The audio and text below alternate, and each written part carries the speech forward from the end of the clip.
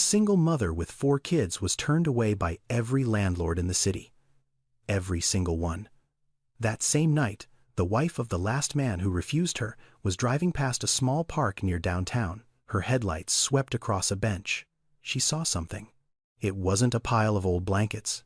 It wasn't a homeless man. It wasn't what she expected at all. It was the woman her husband had turned away that morning. And her 4 children, sleeping on a park bench in October.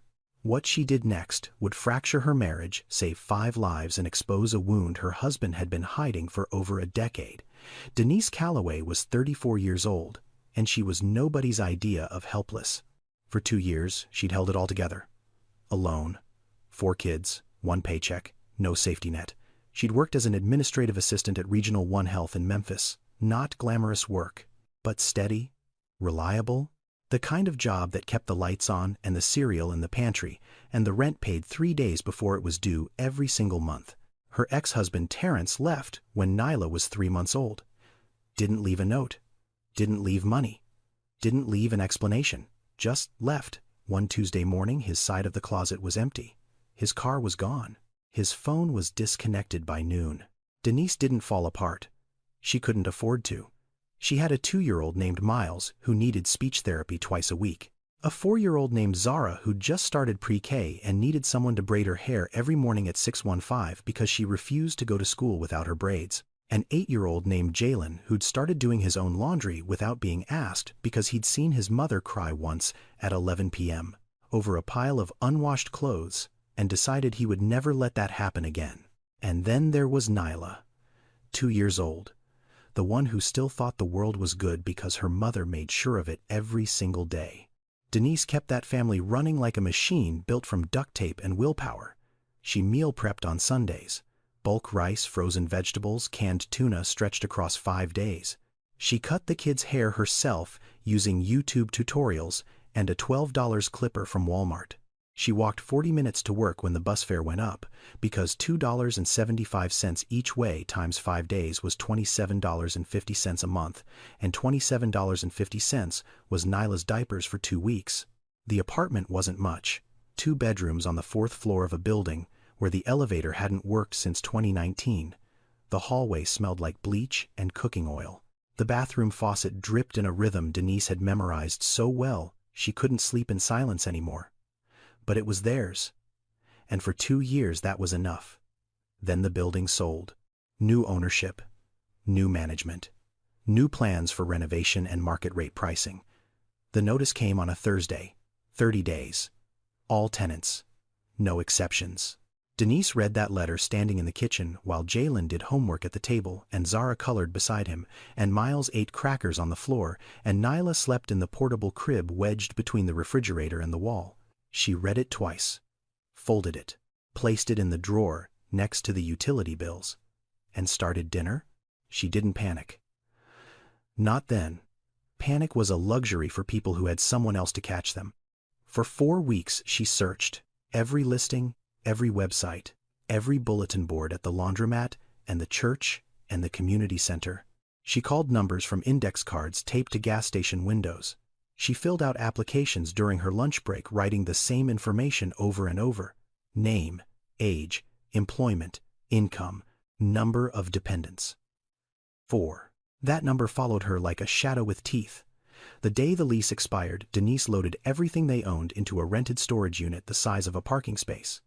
2 trash bags of clothes, a box of dishes, Jalen's school books, Zara's stuffed bear named Queenie, threadbare at the seams, one eye missing, held together by love, and a safety pin, Miles's favorite blanket, Nyla's diapers and formula, everything that remained of a life that used to have walls and a door that locked from the inside. Denise stood in the parking lot of that storage facility, holding Nyla on one hip, her phone in the other hand, scrolling through rental listings with the focus of a surgeon. The other 3 children stood behind her in a line. Jalen carried the backpack. He always carried the backpack. It held diapers, wipes, 2 juice boxes, a change of clothes for Nyla, and a granola bar he'd been saving for 2 days but wouldn't eat because he knew his mother hadn't eaten since yesterday morning. His shoulders were thin. His back was straight. He was 8 years old, and he carried that bag like a soldier carries a wounded friend. Without complaint, without hesitation. Because someone had to. Zara held Queenie against her chest with both arms. Miles held Zara's hand. And Nyla slept on Denise's shoulder cracker, crumbs still on her lips, her small fist gripping the collar of her mother's shirt like an anchor. They looked, all five of them, like a family portrait painted by someone who understood both beauty and breaking. Denise wore sneakers so worn the soles had thinned to fabric. She could feel every pebble, every crack, every piece of gravel through what was left of them. Her hair was pulled back with a rubber band she'd taken from a bundle of produce at the grocery store because the last real hair tie had snapped 2 weeks ago. Her eyes carried circles beneath them. Not one layer, 3. The kind that don't come from one bad night but from months of sleeping, with one ear open and one hand on the nearest child. She didn't look broken. That was the thing. She looked like a woman carrying something impossibly heavy and refusing to set it down. She carried the pride of someone who had nothing left to lose except the one thing she would never surrender: her children. The first landlord was polite about it, professional even. He sat behind a desk in a small office that smelled like carpet cleaner and old coffee. He looked at Denise's application for exactly 45 seconds. She knew, because she counted. His eyes stopped on one line. Dependence. 4. He looked up, smiled. The kind of smile that has nothing behind it. Sorry, he said. We have a strict noise policy in this building.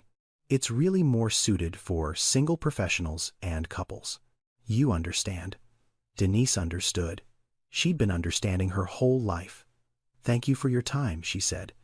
Picked up Nyla, took Miles's hand. She'd found the listing online. 2 bedrooms, affordable, close to a school with a good rating. She called ahead. The woman who answered sounded warm, friendly, said, "Come by any time, we'd love to meet you." Denise dressed the children in their cleanest clothes, braided Zara's hair with extra care, made Jalen tuck in his shirt. She wanted them to look like what they were, a family, not a problem. When she walked up to the building, the for rent sign was in the window. Big, red letters, impossible to miss. The landlord opened the door, looked at Denise, looked past Denise, counted. Her smile faded like a light dimming behind curtains. "Oh, I'm sorry," she said. "We actually just rented that unit out this morning. Just this morning. I forgot to take the sign down. You know how it is." She closed the door before Denise could respond. They walked back to the bus stop in silence. Jalen stared at the building as they passed it. The sign was still in the window, red letters, bright as a wound. "Mama," he said quietly. "Why is the sign still there?" Denise didn't answer. She squeezed his hand tighter and kept walking because if she opened her mouth, what came out wouldn't be words. It would be something raw and ancient and too heavy for an 8-year-old to carry. The third landlord didn't bother pretending. She was a woman in her 60s with reading glasses perched on her nose and a clipboard pressed against her chest like armor. She looked at Denise's paperwork for less than 10 seconds. "Honey," she said, and the word dripped with something that wanted to pass as kindness but tasted like rust. 4 kids in a 2-bedroom, that's a lawsuit waiting to happen. I'm doing you a favor by saying no." Denise stared at her, nodded once, turned around. She didn't argue. She didn't explain. She didn't beg. Because begging requires believing that the person in front of you sees you as human. And Denise had stopped believing that 3 apartments ago. The 4th time was the worst. Not because it was the cruelest, because it was the closest she'd come to hope. Gerald Whitmore, 52 years old, owned a small cluster of rental properties on the east side of the city. Nothing fancy, working-class housing. The kind of units where the appliances were 10 years old and the carpet had been replaced once in the last decade. Gerald had spoken to Denise on the phone for 1 minutes. She'd told him everything: her income, her work history, her situation. She'd been transparent because she was tired of surprises. He'd said, "Come by tomorrow. I've got a 3-bedroom that just opened up. Sounds like it could work." Those words. Sounds like it could work. Denise had replayed them in her head all night. She hadn't slept much, but when she did, she dreamed of a door with a lock and walls that stayed still. The next morning, she dressed the children carefully. Made Jalen wear his good shoes, the ones she'd bought from Goodwill 2 months ago that were already getting tight. Brushed Miles's hair until it laid flat. Changed Nyla into the cleanest onesie she had left. They arrived at 10 a.m. Gerald opened the front door. He was a large man, broad shoulders, work boots. hands that had clearly built things and fixed things and carried things for decades. His face was open, not unfriendly. Then he looked past Denise. His eyes moved from Jalen to Zara to Miles to Nyla. 1, 2, 3, 4. Something shifted behind his face. Not cruelty, something quieter, something that looked almost like fear. "I didn't realize it was this many," he said. His voice was different now, tighter, smaller. "Mr. Whitmore," Denise said. "They're well-behaved, they're quiet. Jalen helps with everything. I keep a clean home. I've never missed a rent payment in my life." Gerald rubbed the back of his neck, looked at the ground, looked at the porch railing, looked everywhere except at the 4 children standing in a perfect line behind their mother, waiting for another door to close. "I'm sorry," he said. "I just can't take the risk. 4 kids, that's a lot of wear and tear, a lot of liability. You understand." There it was again, "You understand," as if understanding made it hurt less. Denise looked at him the way a person looks at the last exit on a highway before the road runs out. "Thank you for your time, sir," she said. She turned, took Jalen's hand, took Miles's hand. Zara clutched Queenie against her chest. Nyla shifted on Denise's hip, reaching one small hand toward Gerald's porch railing, grabbing at nothing. They walked away. Denise's back was straight, her chin was level, her eyes were dry. Gerald watched them go. 5 figures getting smaller against the sidewalk. The smallest one looking back over her mother's shoulder at a house that would never be hers. He closed the door slowly, and something in his chest tightened in a way he didn't want to name. That night, Denise sat on a bench in Overton Park and made a phone call she'd been avoiding for 3 days. The shelter on Poplar Avenue, full. 47 families on the waiting list. 47. She called her sister in Little Rock. No answer. Called again. Voicemail. Called a 3rd time. Her sister picked up voice, tired, apologetic. "I'm staying with a friend right now, Dee. I don't even have my own room. I'm so sorry. I wish I could." Denise said it's okay. She always said it's okay, even when nothing was. She checked her wallet. $83. A motel room in Memphis cost at least $79 a night for a single. For 5 people with a cot, the cheapest she'd found was $119. One night would leave her with nothing.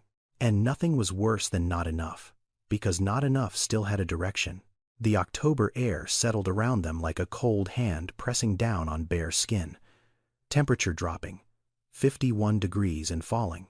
The park was quiet. Streetlights hummed above the walking path, casting pale circles of yellow light on empty benches. Denise chose the bench closest to the streetlight. Visibility, safety. The logic of a mother who'd learned to think like a soldier. She took off her jacket first, wrapped it around Nyla, who was already asleep in the stroller, mouth open, small chest rising and falling in a rhythm that Denise could hear even over the wind.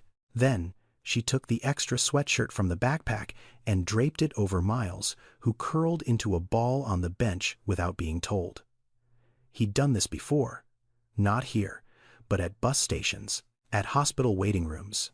On the floor of the shelter when all the cots were taken, Zara lay down next and pressed Queenie against her face, breathing in the smell of something familiar when everything else was foreign. Denise tucked the last clean blanket around her, a thin fleece with cartoon elephants that was too small now but still served its purpose. Jalen sat on the edge of the bench, upright, watching. "You can lie down, baby," Denise said softly.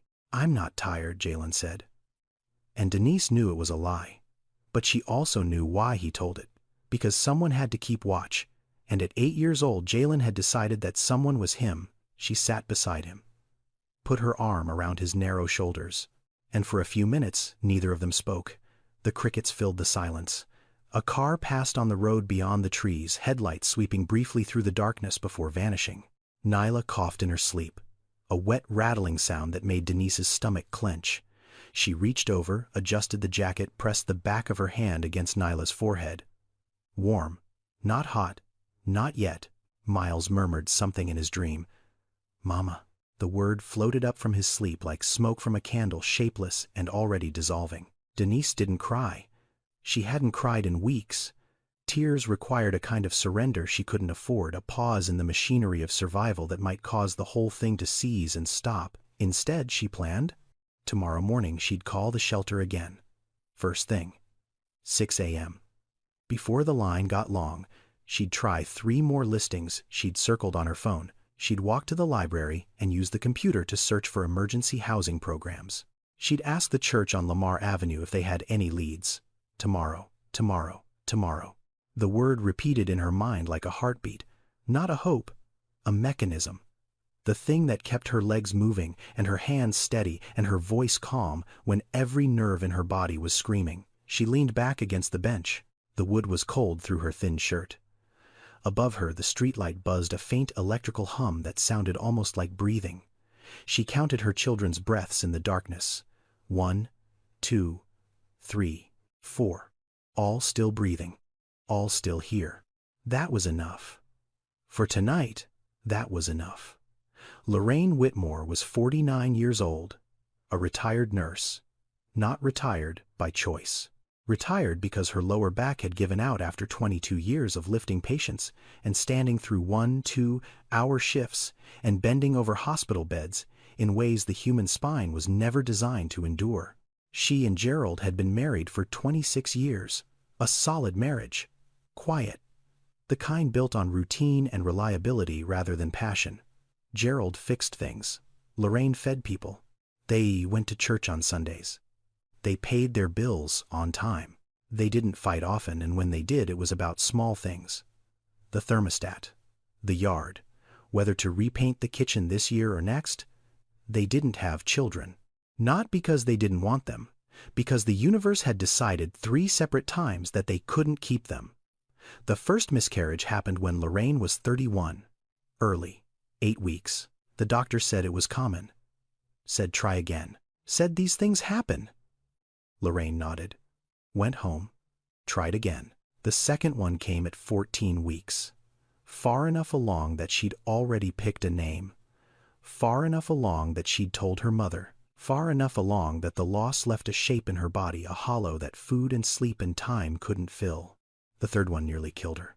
19 weeks. An emergency room at 2 a.m. Gerald sitting in the parking lot in his truck for 6 hours because he couldn't walk through those doors. Couldn't watch her lose another one.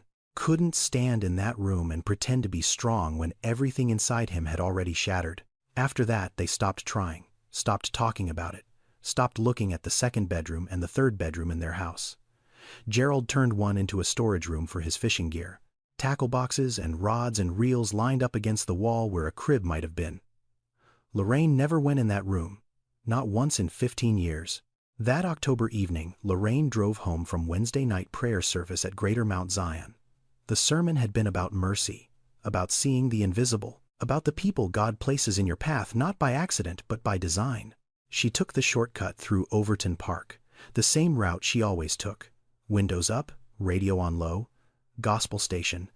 The night was cold and clear and ordinary. Her headlights swept across the walking path, across the empty playground, across the row of benches near the old magnolia tree, and then she saw something, a shape on the bench.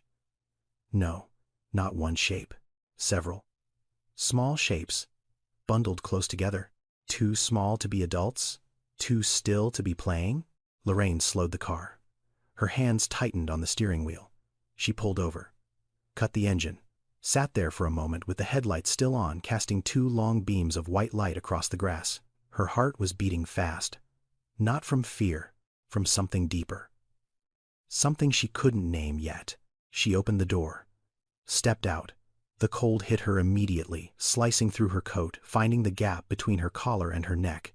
She walked toward the bench, slowly, the way you approach something fragile, something that might break or bolt if you move too fast. 10 feet away, she saw them clearly. 4 children, sleeping on a park bench in October. The smallest one wrapped in a jacket too large for her body. 2 middle ones curled together, a stuffed animal pressed between them. The oldest one sitting upright at the far end, eyes closed but body rigid, pretending to sleep. And in the center, a woman, sitting perfectly still, hands resting on 2 of the children, back straight against the wooden slats, eyes open, watching. Lorraine stopped walking.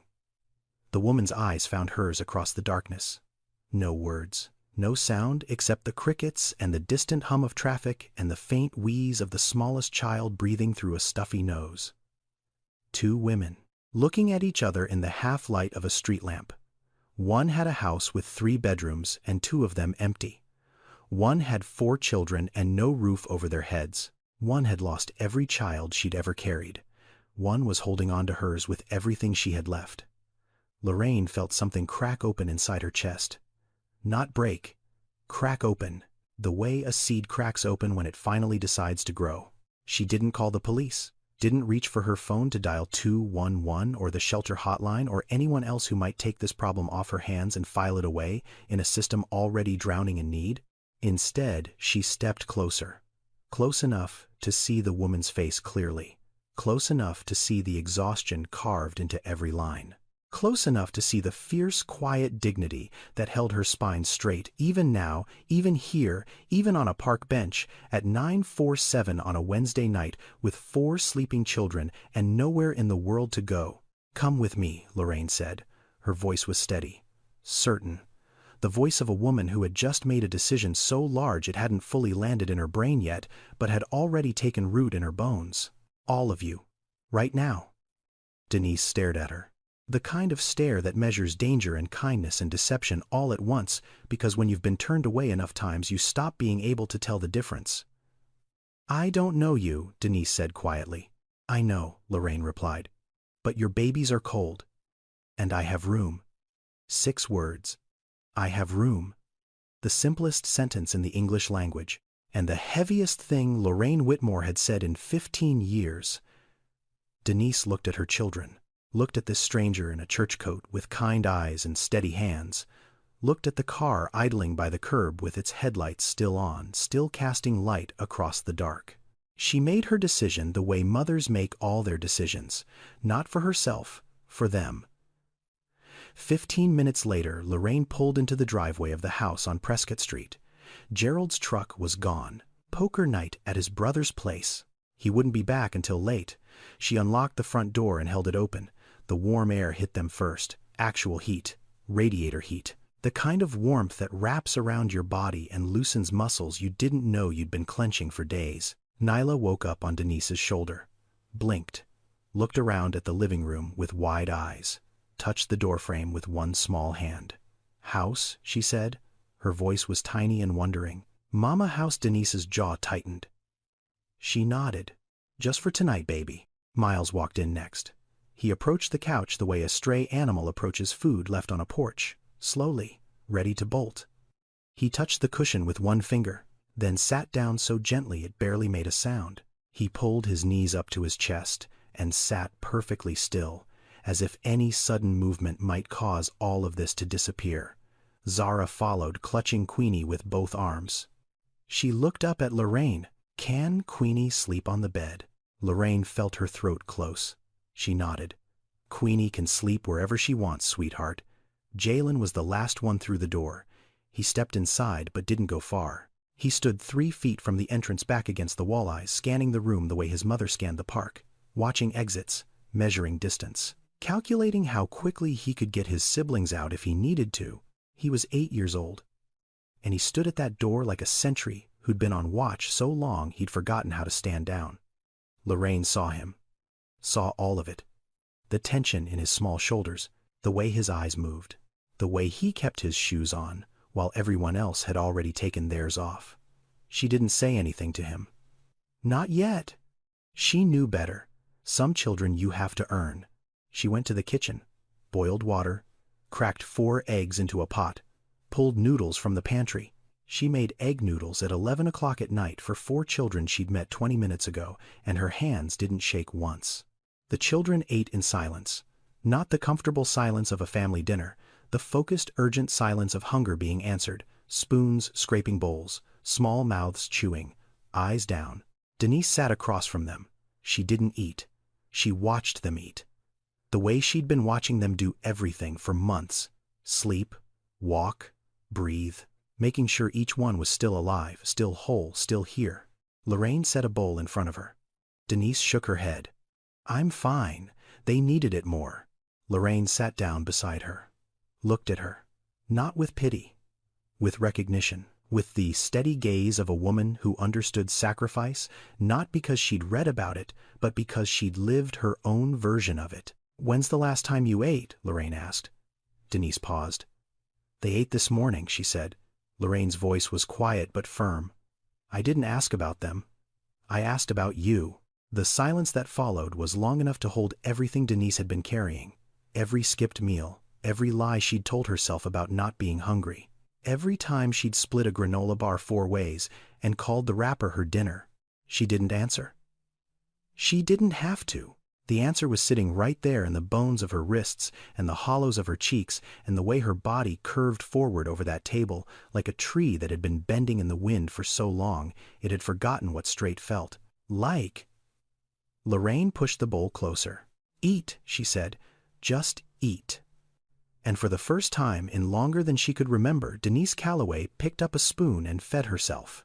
Gerald Whitmore came home at 6:47 the next morning. He'd stayed late at his brother's after poker, slept on the couch, drove home with coffee from the gas station and the morning news on low. He walked through the front door, expecting silence.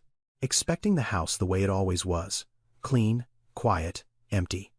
Instead, he heard something he hadn't heard inside these walls in 26 years of living here.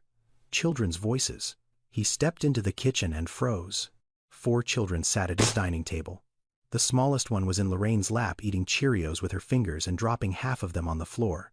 A boy about 4 was kneeling on a chair stirring a bowl of cereal with intense concentration. A girl maybe 6 was braiding the hair of a stuffed bear propped up against the salt shaker. And an older boy, maybe 8, was standing at the counter washing bowls in the sink. Nobody had asked him to wash those bowls. Gerald could see that immediately. The boy was doing it because he'd decided it needed doing. Then Gerald's eyes found the woman standing near the stove. She was holding a spatula, making eggs, in his kitchen, using his stove, wearing the same clothes she'd worn yesterday when she'd stood on his porch with 4 children and asked for a place to live. The woman, he'd turned away. His stomach dropped, not with anger, with something colder, recognition. "Lorraine," Gerald said. His voice was flat, controlled, the voice of a man trying very hard to stay calm. "What is this?" Lorraine was sitting at the table with the smallest girl in her lap. She looked up at him. Her face was calm too. But underneath the calm, there was something else. Something Gerald hadn't seen in years. Resolve. "Gerald," she said evenly, "this is Denise. And these are her children. They're staying with us." Gerald set his coffee on the counter. The styrofoam cup made a small sound against the formica. He looked at Denise. Denise looked back. Neither flinched. "Can I talk to you?" Gerald said to Lorraine. Not a question. He walked to the back bedroom. Lorraine set Nyla down carefully on the chair, making sure she was stable, and followed him. The door closed. "What did you do?" Gerald's voice was low, tight, the voice of a man whose walls had been breached while he wasn't home.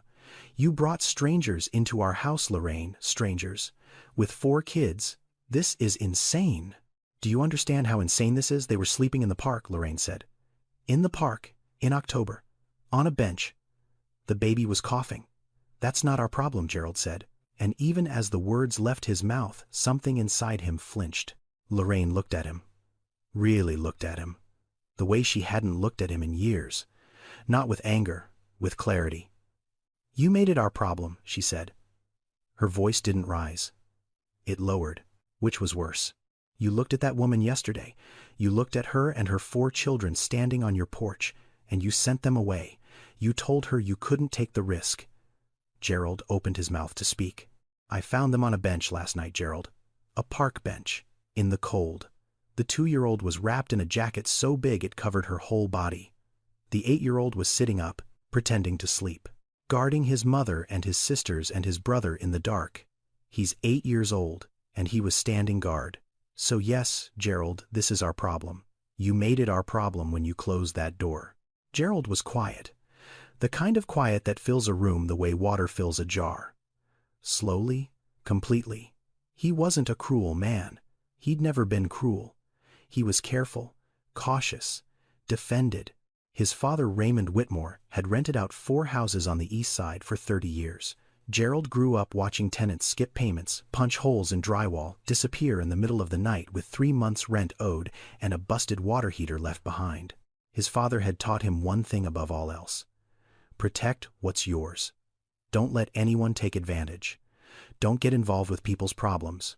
Help them once, and they'll expect it forever. Gerald had carried that lesson like a coat of armor for his entire adult life. It had served him well. His properties were maintained, his books were balanced, his risk was managed. But standing in that bedroom listening to his wife describe an 8-year-old boy standing guard over his family on a park bench, Gerald felt the armor crack. Just slightly, just enough to let in a cold draft of something he didn't want to feel. He didn't say yes. He said a few days. That's it. A few days. Then they figure something out. Lorraine nodded. She knew a few days was a door cracked open. And cracked was enough. Gerald walked back to the kitchen. The older boy, Jalen, had finished the dishes. Every bowl, every spoon, every cup from the morning was clean and stacked on the drying rack. The counter had been wiped down. The cereal box was put away. Gerald stared at the clean kitchen. Then at the boy, 8 years old, thin arms, shirt tucked in, standing straight. Jalen looked at him with steady eyes. Not afraid, not defiant, just steady. The kind of steady that comes from being the oldest in a family that can't afford softness. Something moved inside Gerald's chest. He pushed it down, walked past the boy, grabbed his coffee, went to the garage. But at the garage door he stopped, turned around.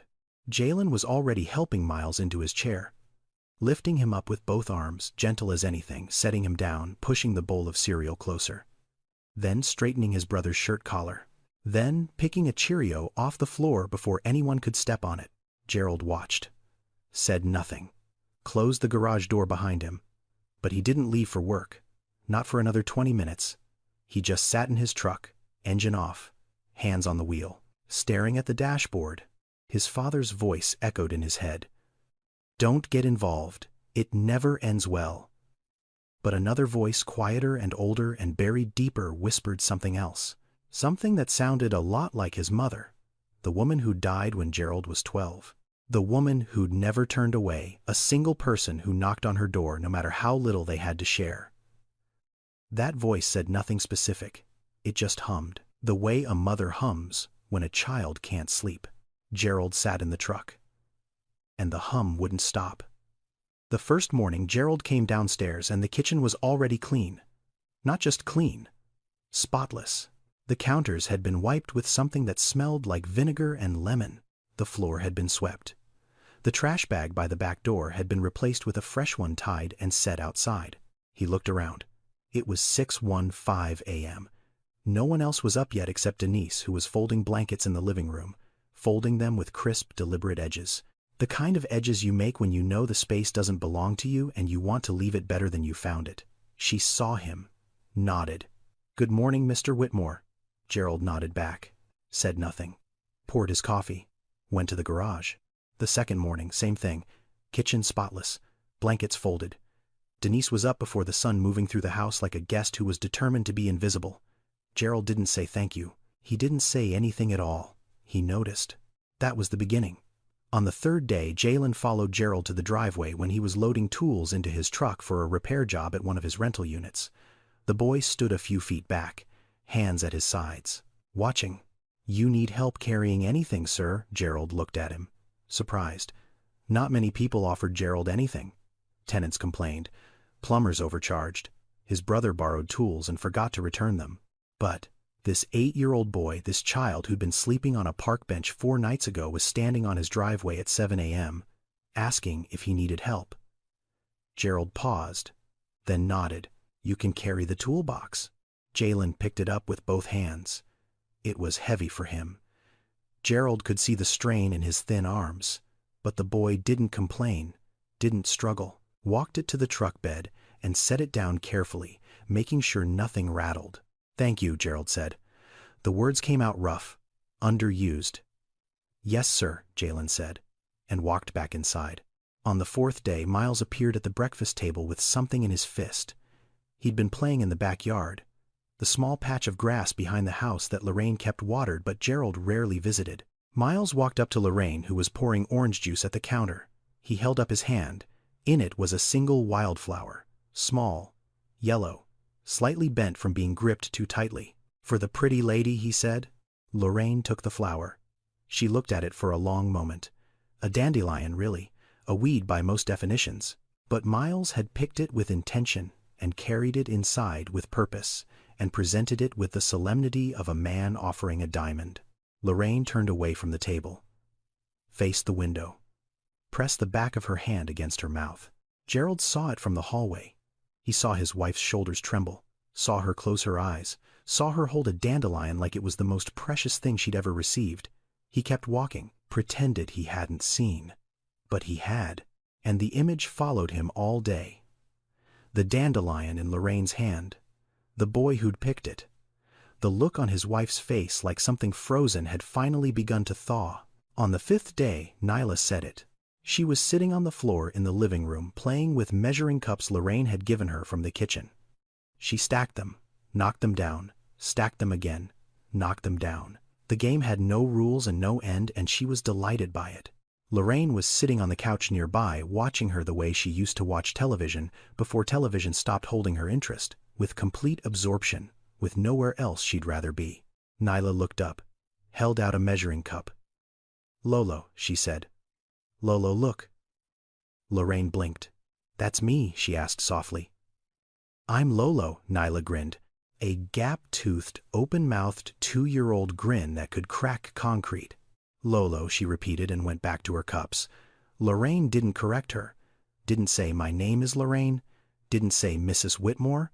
Didn't redirect or clarify or establish appropriate boundaries the way a reasonable adult hosting temporary guests probably should. She just sat there, on her own couch, in her own house, being called a name she'd never had by a child who wasn't hers.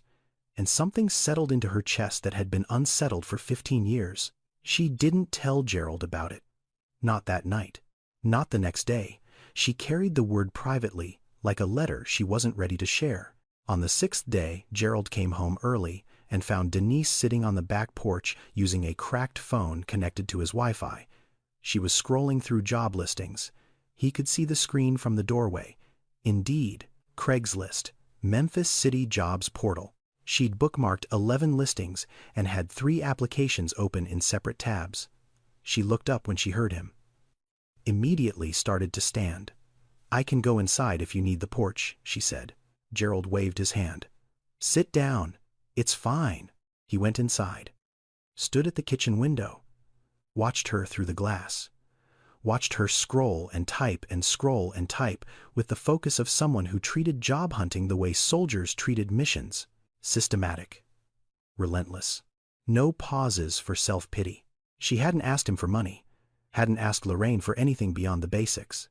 She folded her blankets every morning. Washed her dishes immediately after use. Kept her children quiet during the evening hours. Applied for work every single day. She lived in his house the way a person lives in a borrowed coat. Grateful. Careful. Always ready to hand it back. On the 7th morning, Gerald came downstairs and the kitchen was clean. The blankets were folded. Denise was already dressed, helping Jalen with his jacket, getting ready to walk to the library to use the computers for more applications.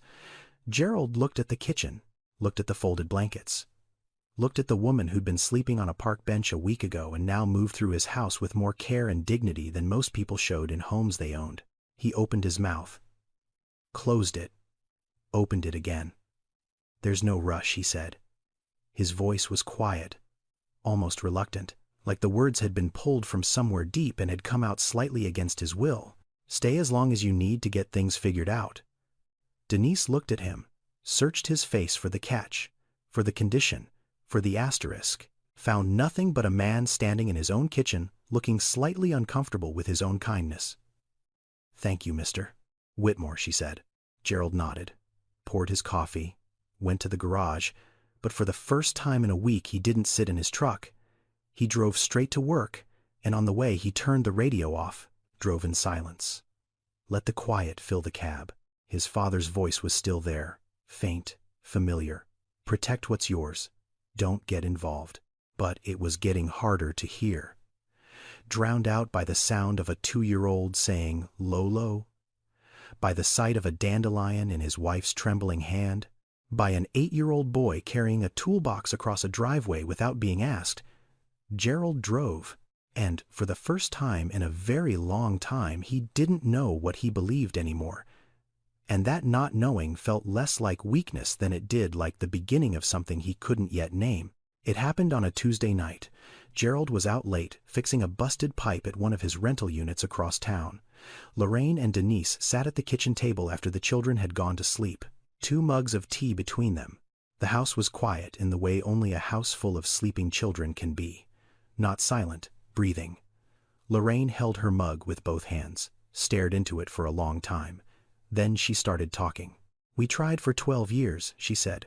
Her voice was low. Not sad exactly, more like tired, the kind of tired that comes from carrying a story you've told yourself 1,000 times, but never said out loud to someone who might actually hear it. The first time I was 31. Early. 8 weeks. The doctor said it happens. Said try again. Said it like he was talking about a recipe that didn't rise, so we tried again." Lorraine paused, took a breath. "The second time was worse. 14 weeks. I'd already picked a name, already told my mother, already bought a onesie from the clearance rack at Target. Yellow, gender neutral, I still have it. It's in a box in the closet behind my winter coats.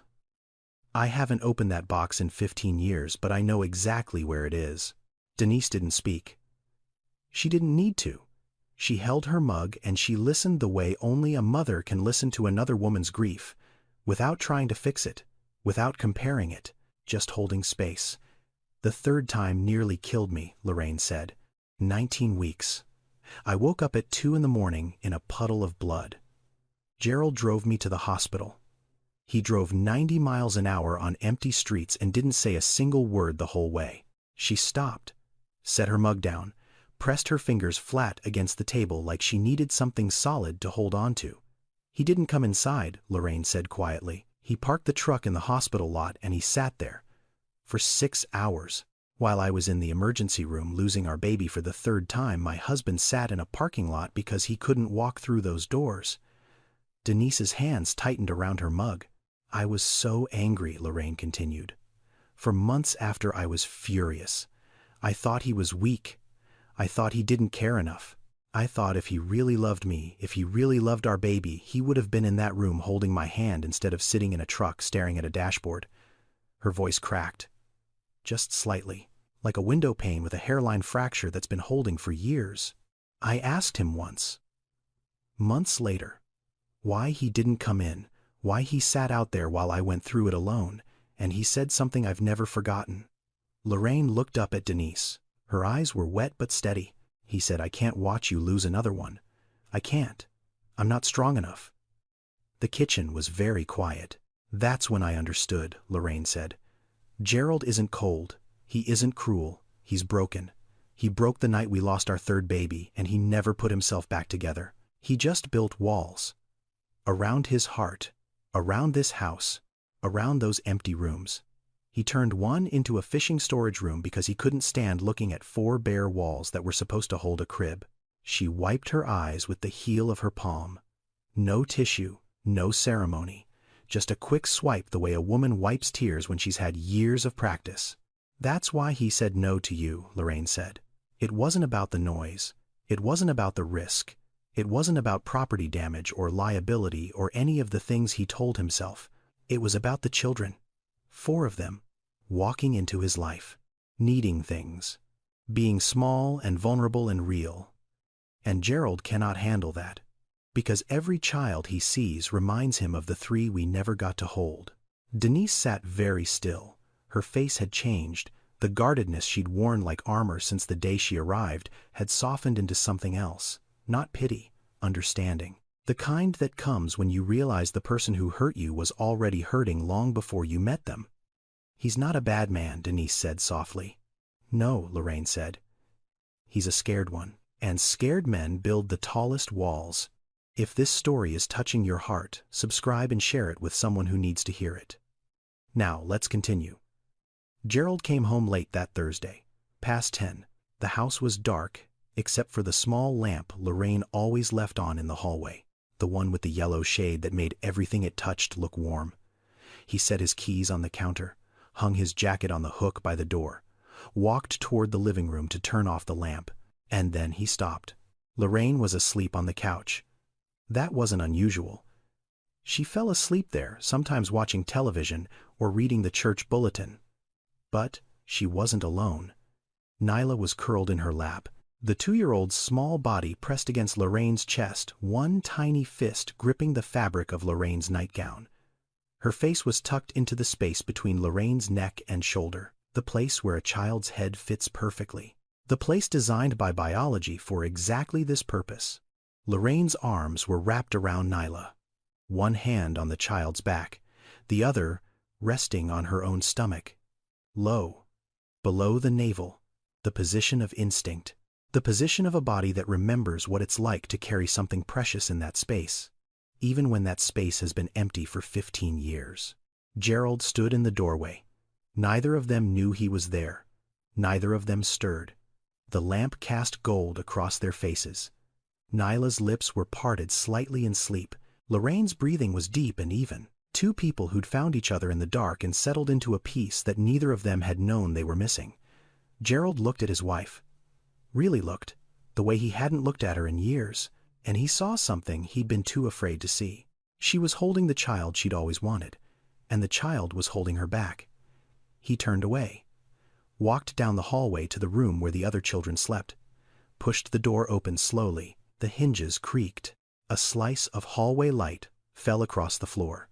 Miles and Zara were tangled together on the air mattress, Queenie wedged between them like a chaperone. Jalen was on the cot by the window. He was sitting up, his eyes were open. Alert. Fixed on the door. The moment Gerald appeared, Jalen's body went rigid. His hands gripped the edge of the blanket. His back straightened, his chin lifted. "Are we leaving?" he asked. 4 words, spoken by an 8-year-old boy in the dark. No fear in his voice. No pleading, just a question. Flat, practiced. The question of a child who had asked it so many times in so many places that it had become as routine as brushing his teeth. Are we leaving?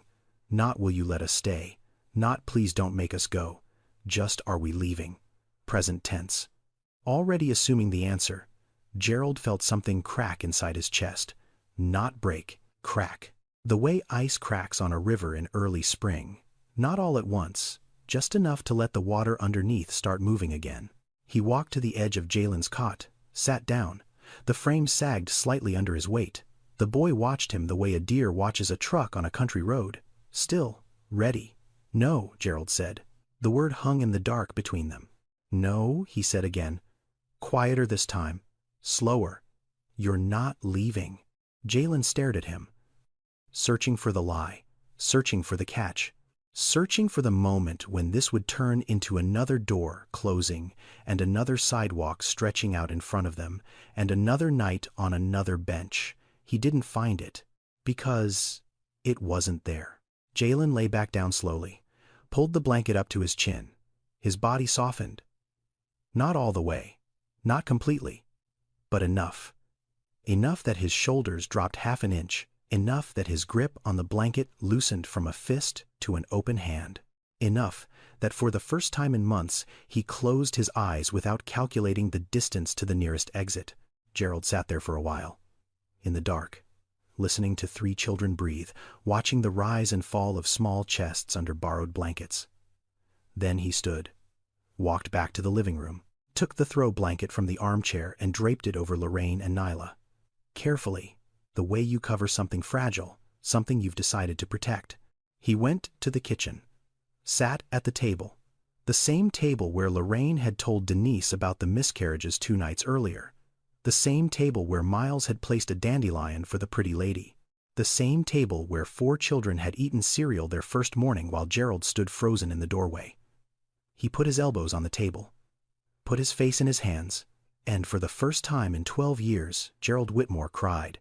Not loudly, not the way grief sounds in movies, the way it sounds in real life. In kitchens, at midnight, when no one else is awake, short, ragged breaths that a man tries to swallow before they become sound. Shoulders shaking, jaw clenched, tears leaking through fingers pressed hard against eye sockets. He didn't cry for Denise. He didn't cry for her children. He didn't cry because he'd been wrong, or because Lorraine had been right, or because the world was unjust and he was finally seeing it. He cried for 3 babies who never took a breath. He cried for a yellow onesie in a box behind winter coats. He cried for a parking lot at 2 in the morning where he'd sat alone because he wasn't strong enough to watch his wife lose what they'd both wanted more than anything in the world. He cried for a room he'd filled with fishing rods and tackle boxes because empty walls were louder than any sound he could bear. He cried because a 2-year-old girl had fallen asleep in his wife's arms, and his wife had held her the way she would have held their own daughter, with her hand on her stomach, with her whole body curved around something small and warm and alive. Gerald sat at that table until his breathing steadied, until the tears dried on his hands, until the kitchen clock read 1:2:4:7 a.m., and the only sound in the house was the radiator clicking and the wind pressing against the windows and the distant, gentle rhythm of sleeping children. He stood up, washed his face at the kitchen sink, dried it with a dish towel. Then he walked to the garage, opened the door to the storage room, the room that used to be a bedroom, the room that was supposed to be a nursery. He looked at the fishing rods leaning against the wall, the tackle boxes stacked on shelves, the old folding chair, the cooler. 15 years of things he'd put in this room to fill the space where something else was supposed to be. He picked up a tackle box, carried it to the garage, came back, picked up another one, carried it out. He didn't finish that night. It was late. He was tired. His eyes were still swollen. But he started. The next Saturday, Gerald drove to the hardware store, came back with 2 gallons of paint, lavender. He'd asked the woman at the counter what color girls liked. She said it depends on the girl. He said she's 6 and she carries a stuffed bear everywhere. The woman smiled. Lavender, she said. Trust me. He started painting that afternoon, moved the last of the fishing gear out by noon, taped the edges, rolled the walls. The room smelled like fresh paint and new beginnings, 2 things that had been absent from this house for longer than Gerald cared to count. Lorraine stood in the doorway, watched him, said nothing for a long time. You don't have to do this, she said finally. Gerald dipped the roller, pressed it against the wall, drew a long even stroke from ceiling to floor. I know, he said. That's why I'm doing it. Lorraine pressed her lips together, nodded once, walked away before he could see her face. The following week, Gerald built bunk beds, not from a kit, from lumber he cut in the garage, 2x4s and plywood, and a sander he hadn't used since the house was new. Jalen watched from the doorway, fascinated by the process, too polite to ask if he could help. Gerald looked up, handed him the sander. Sand that edge. Nice and smooth. Little kids are going to sleep on this. Can't have splinters. Yes, sir, Jalen said. And he sanded that edge like his life depended on it. Meanwhile, Denise had been accepted into a workforce development program through the city. Phlebotomy certification, 6 weeks of training, clinical hours at a lab downtown, stable work, good benefits. A real path forward. She left every morning at 7:15. Lorraine had the children dressed and fed by 7:00. It was a system built on trust and rhythm, 2 women running a household the way 2 gears run a clock. Different speeds, same direction. Jalen started at his new school on a Monday. Denise walked him to the bus stop. His shirt was ironed. His shoes were the ones Gerald had bought him from the Payless on Summer Avenue without telling anyone. The teacher asked him the standard first-day question. Where do you live, Jalen? He paused. Looked down at his desk. Looked back up. With Mr. Gerald and Miss Lolo, he said. Not at a shelter. Not on a bench. Not nowhere. Not I don't know. With Mr. Gerald and Miss Lolo. For the first time in 7 months, Jalen Calloway had an answer to that question. And the answer had a name. That Thursday, Denise found Gerald in the kitchen after dinner. She held out a credit card. His credit card. The one Lorraine had used that first night to buy emergency supplies for the children at the 2 4-hour Walgreens. Diapers. Cough medicine. Toddler formula. Socks. She placed it on the table between them the way you return something borrowed. With care. With weight. I wanted to give this back, she said. I know Lorraine used it that first night. I've kept track of everything. I'll pay you back as soon as I start working. Gerald looked at the card, looked at her, pushed the card back across the table. "Keep it," he said. "Consider it a rent deposit, for when you're ready for your own place." Denise opened her mouth, closed it, opened it again. "Mr. Whitmore, I can't. It's not charity," Gerald said. His voice was gruff, the voice of a man who still wasn't comfortable with his own kindness. "It's practical. You're gonna need first and last month's rent. Start saving. But don't rush. Take your time. Get stable first." Denise stared at him for a long moment. Then she nodded. "Thank you," she said quietly. Gerald nodded back, picked up his coffee, went to the garage. That Sunday, Zara drew a picture. She'd been drawing all afternoon, lying on her stomach on the living room floor with a box of crayons Lorraine had bought her. She drew with the intensity of a surgeon, her small tongue poking out the side of her mouth, her eyes narrowed in concentration. When she finished, she held it up for everyone to see. It was a house, brown walls, a red door, green grass, a yellow sun, standard 6-year-old architecture. But in front of the house stood 7 people, not 5, 7. A tall woman with brown skin and 4 small figures beside her. That was Denise and her children, and next to them 2 more figures, a large man with broad shoulders, and a woman with a kind face holding the hand of the smallest figure in the group. Zara had drawn all of them together, one line, one house, one family. Gerald picked up the drawing, held it in both hands, studied it the way he'd studied blueprints and lease agreements and property tax documents for 30 years. But he'd never looked at any of those things the way he looked at this drawing. He looked at it like it was the most important document he'd ever held, like it answered a question he'd been too afraid to ask.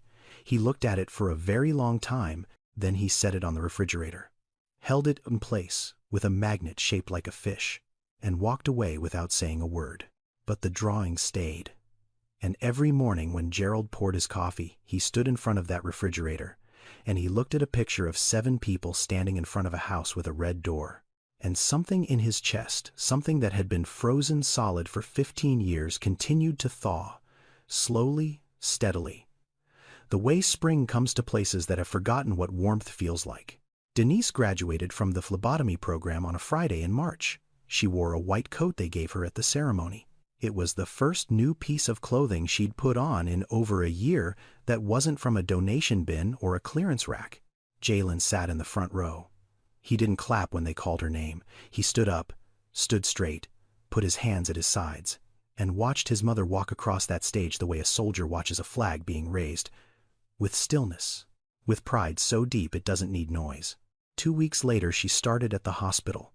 Phlebotomy department, full benefits, regular hours, a schedule that let her drop Jalen and Zara at school in the morning and pick up Miles and Nyla from Lorraine's by 5:30.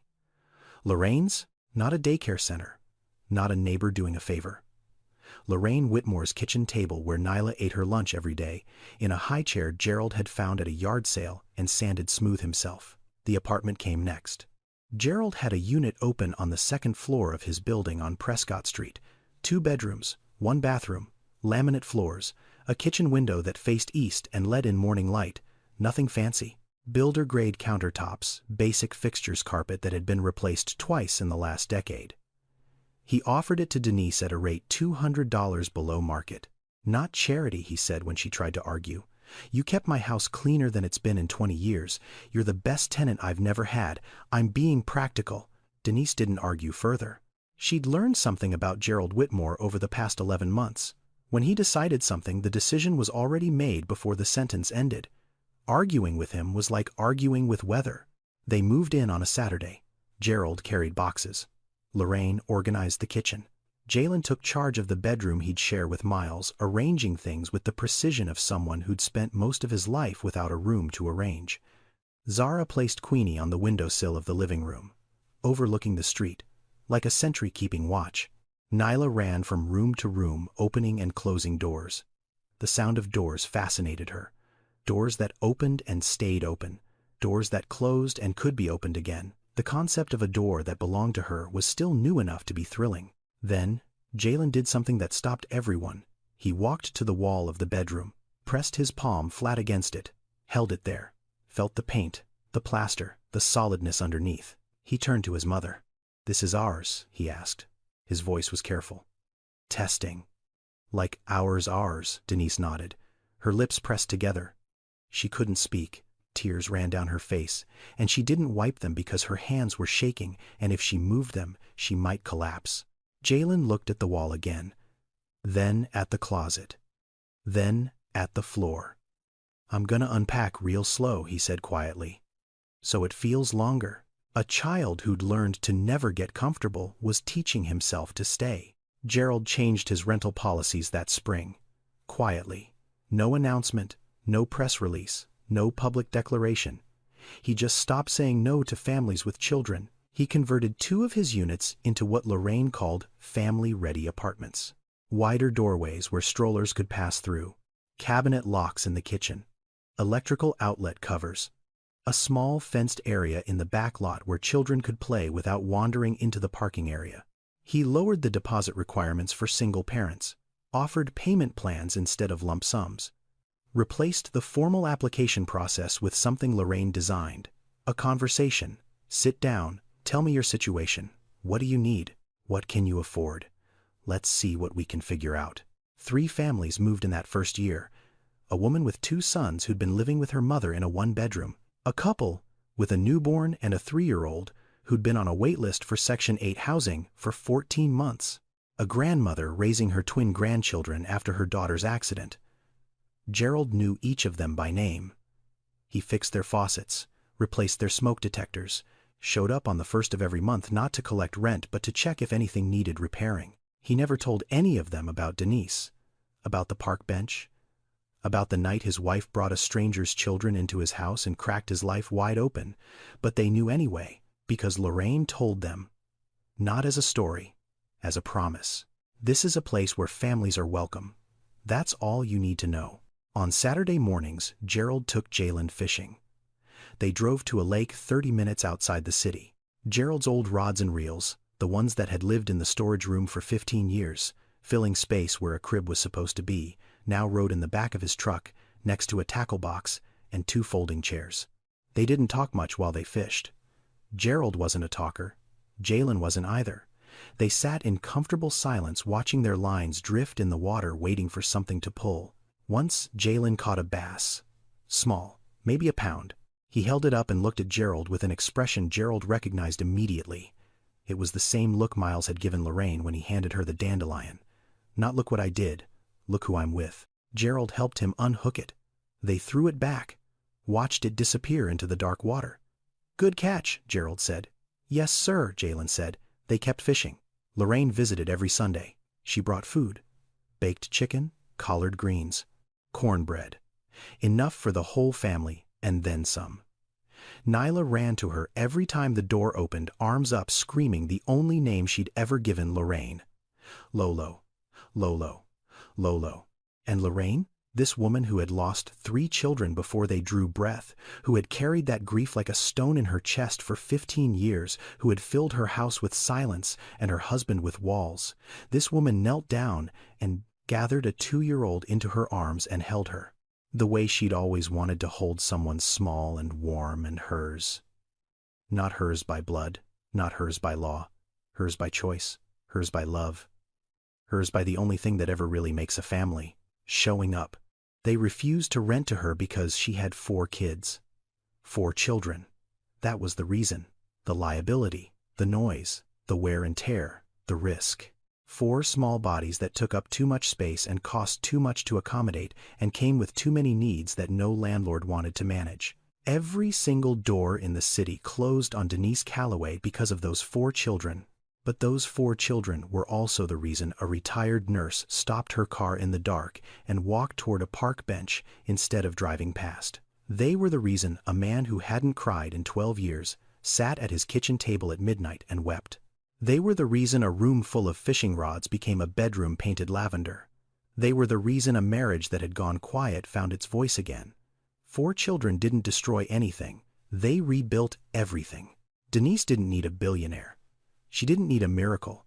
She didn't need a social media campaign, or a viral moment, or a lottery ticket, or divine intervention. She needed one door to stay open long enough for her to walk through it. And Lorraine needed a reason to open it. Gerald built walls his whole life. Around his properties, around his heart, around those empty rooms that echoed with the absence of children he'd never hold. He built them carefully, meticulously, the way he maintained his buildings. Solid, secure, impenetrable. It took 4 children and a mother with nowhere to go to show him that walls only protect you from the things you need most.